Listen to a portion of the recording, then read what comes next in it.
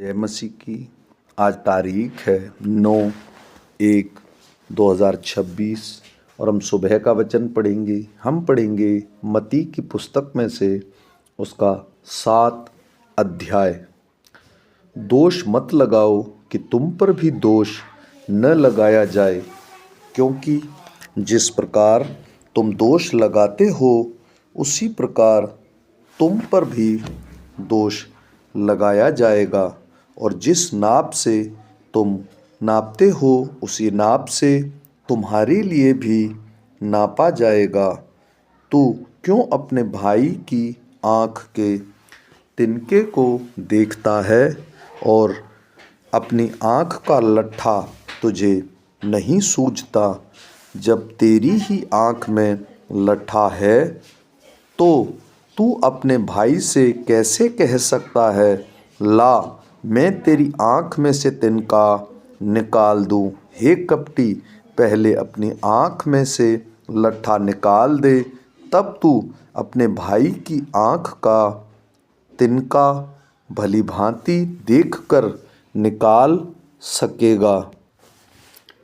पवित्र वस्तुएं कुत्तों को ना दो और अपने मोती सूअरों के आगे मत डालो, ऐसा न हो कि वे उन्हें पाँव तले रौंदें और पलटकर तुमको फाड़ डालें।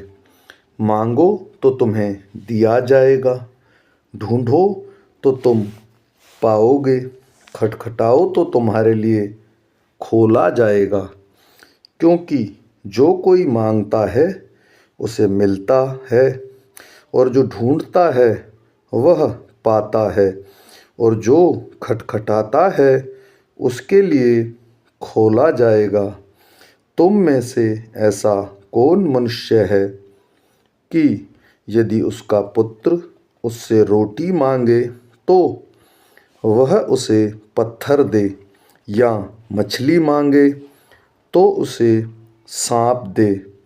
अतः जब तुम बुरे होकर अपने बच्चों को अच्छी वस्तुएं देना जानते हो तो तुम्हारा स्वर्गीय पिता अपने मांगने वालों को अच्छी वस्तुएं क्यों न देगा।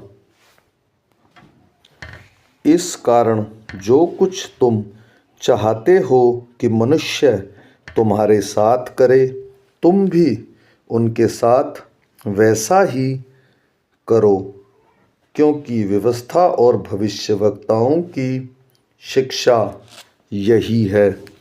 सकेत फाटक में प्रवेश करो, क्योंकि चौड़ा है वह फाटक और सरल है वह मार्ग जो विनाश को पहुंचाता है, और बहुत से हैं जो उसमें प्रवेश करते हैं। क्योंकि सकेत फाटक है वह फाटक और कठिन है वह मार्ग जो जीवन को पहुंचाता है, और थोड़े हैं जो उसे पाते हैं। झूठे भविष्यवक्ताओं से सावधान रहो, जो भेड़ों के भेष में तुम्हारे पास आते हैं, परंतु अंतर में वे फाड़ने वाले हैं। भेड़िए हैं, उनके फलों से तुम उन्हें पहचान लोगे। क्या लोग झाड़ियों से अंगूर या ऊंट कटारों से अंजीर तोड़ते हैं? इसी प्रकार हर एक अच्छा पेड़ अच्छा फल लाता है, और निकम्मा पेड़ बुरा फल लाता है। अच्छा पेड़ बुरा फल नहीं ला सकता, और ना निकम्मा पेड़ अच्छा फल ला सकता है। जो पेड़ अच्छा फल नहीं लाता वह काटा और आग में डाला जाता है। इस प्रकार उसके फलों से तुम उन्हें पहचान लोगे। जो मुझसे हे प्रभु कहता है, उनमें से हर एक स्वर्ग के राज्य में प्रवेश न करेगा, परंतु वही जो मेरे स्वर्गीय पिता की इच्छा पर चलता है। उस दिन बहुत से लोग मुझसे कहेंगे, हे प्रभु क्या हमने तेरे नाम से भविष्यवाणियाँ नहीं की और तेरे नाम से दुष्ट आत्माओं को नहीं निकाला और तेरे नाम से बहुत से आश्चर्य कर्म नहीं किए? तब मैं उनसे खुलकर कह दूंगा, मैंने तुमको कभी नहीं जाना। हे कुकर्म करने वालों, मेरे पास से चले जाओ।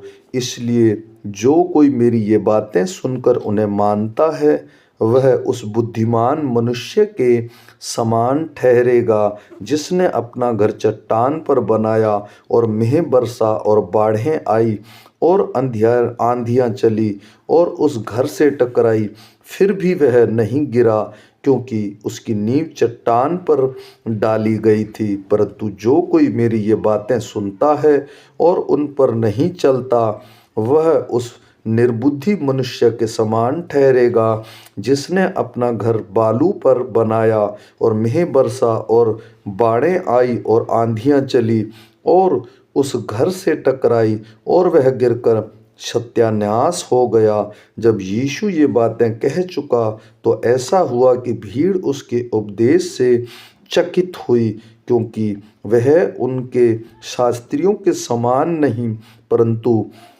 अधिकारी के समान उन्हें उपदेश देता था। आमीन।